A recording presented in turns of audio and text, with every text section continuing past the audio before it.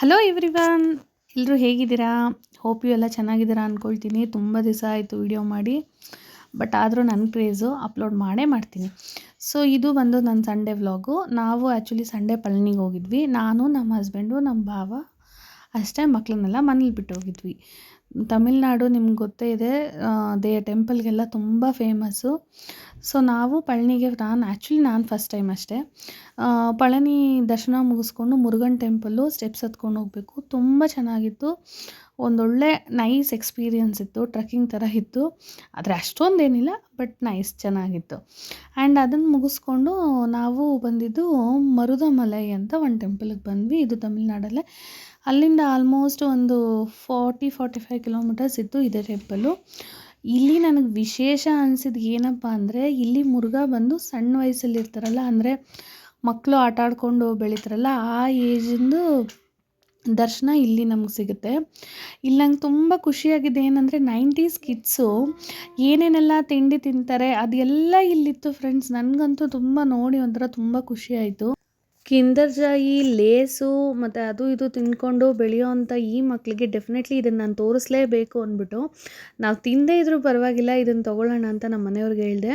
So ಎಲ್ಲನೂ ಒಂದೊಂದು packet ತೊಗೊಂಡ್ವಿ. ಎಲ್ಲ ಥರ ಕಾಯಿನ್ಸು ಮತ್ತು ಹುಣಸೆಹಣ್ಣು ಸ್ವೀಟಿದು ಅದೆಲ್ಲ ಇತ್ತು. ಎಲ್ಲನೂ ತೊಗೊಂಡು ನಾವು ಹೊರಟ್ವಿ. ಸೊ ನಾವು ಇನ್ನೊಂದು ಎಕ್ಸ್ಪೀರಿಯೆನ್ಸ್ ಮಾಡಿದ್ದು ಅಂದರೆ, ನಾವು ಮನೆಗೆ ಬರೋಕ್ಕೆ ಸೆಲೆಕ್ಟ್ ಮಾಡ್ಕೊಂಡಿದ್ದು ರೂಟು ಸತ್ಯಮಂಗಲಂ ಫಾರೆಸ್ಟು. ಇದು ತುಂಬ ಫಾರೆಸ್ಟ್ ಏರಿಯಾ. ಅಂದರೆ ನನಗಂತೂ ಪರ್ಸ್ನಲಿ ತುಂಬ ಒಂಥರ ಇದಾಗ್ತಿತ್ತು ನೋಡಿ, ತುಂಬ ಭಯಂಕರ ಅನಿಸ್ತಿತ್ತು ನನಗೆ. ಬಟ್ ಬಾಯ್ಸ್ ಎಲ್ಲ ಹೋಗ್ತಾ ಇರ್ತಾರೆ ಅನಿಸುತ್ತೆ ಅವಾಗವಾಗ. ಬಟ್ ನನಗಂತೂ first experience. Almost 28 something curves ಬರುತ್ತೆ. ಒಂದೊಂದು ಸರಿ ಕರ್ವ್ಸಲ್ಲೂ ನನಗಂತೂ ಜೀವ ಇಟ್ಕೊಂಡು ಹೋದಂಗೆ ಆಗ್ತಿತ್ತು. ಒನ್ನಲ್ಲಿ ನಾನಂತೂ ಅಪ್ಪ ಯಾವಾಗ ಇದು ಮುಗೀತು ಅಪ್ಪ ಅನ್ನೋ ಥರ ಆಗೋಗಿತ್ತು ನಿಜವಾಗ್ಲೂ. ಬಟ್ ಅಷ್ಟೊಂದು ನನಗೆ ಹಂಗೆ ಅನ್ನಿಸ್ತು ಅನಿಸುತ್ತೆ. ಬಟ್ ನಿಜವಾಗ್ಲೂ ತುಂಬ ಹೆವಿ ಕರ್ವ್ಸ್ ಎಲ್ಲ ಇತ್ತು ಫ್ರೆಂಡ್ಸ್. ಒಂದೊಳ್ಳೆ ಅಡ್ವೆಂಚರಸ್ ಜರ್ನಿ ಅನ್ನಿಸ್ತು. And hats off every drivers. ಮಾತ್ರ ಎಷ್ಟು ಸೆಕ್ಯೂರಾಗಿ ನಮ್ಮನ್ನು ಕರ್ಕೊಂಡು ಹೋಗ್ತಾರೆ ಎಲ್ಲ ಡ್ರೈವರ್ಸು ಅನ್ನೋದು ನಂಗೆ ತುಂಬ ಖುಷಿಯಾಯಿತು. ಅವ್ರ ಬಗ್ಗೆ ಒಂದು ಹೆಮ್ಮೆ ಆಯಿತು. So thanks full them. And ಮನೆಗೆ ಬಂದಮೇಲೆ ನಾನು ತಂದಿರೋದನ್ನೆಲ್ಲ ಮಕ್ಳಿಗೆ ತೋರಿಸ್ದೆ. ಸೊ ನಾನು ಎಕ್ಸ್ಪ್ಲೇನ್ ಮಾಡಿದೆ, ನೋಡೆ ನಾವು ತಿನ್ಕೊಂಡು ಬೆಳೆದಿದ್ದು ಇದನ್ನು, ನೀವು ಇವತ್ತಿಂದ ಎಲ್ಲ ಕಾಸ್ಟ್ಲಿ ತಿಂತೀರಾ ಅಂತ ತೋರಿಸ್ದೆ. ಮಕ್ಕಳು ಖುಷಿಪಟ್ಟರು. ಬಟ್ ಅಷ್ಟೊಂದು ಕ್ವಾಲಿಟಿ ಏನೂ ಇರಲಿಲ್ಲ, ತಿನ್ನೋದು ಅಷ್ಟು ಪ್ಯೂರಿಟಿ ಇರಲಿಲ್ಲ ಆ ಫುಡ್ಡು. ಬಟ್ ಅವ್ರಿಗೆ ತೋರ್ಸೋಕ್ಕೆ ಅಂತಲೇ ತೊಗೊಂಡು ಬಂದಿದ್ದೆ ನಾನು. ಮಕ್ಕಳು ತುಂಬ ಎಂಜಾಯ್ ಮಾಡಿದ್ರು. C ₹1 coin.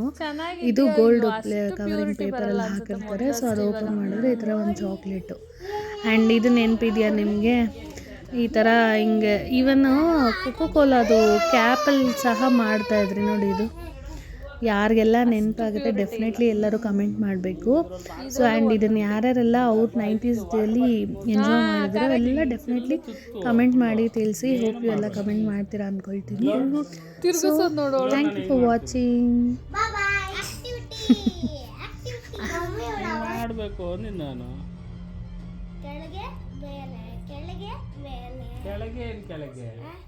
ಸುಮ್ಮನೆ ಎಕ್ಸ್ಪ್ಯಾಂಡ್ ಮಾಡ್ತಾ ಇರೋದು ಅದು.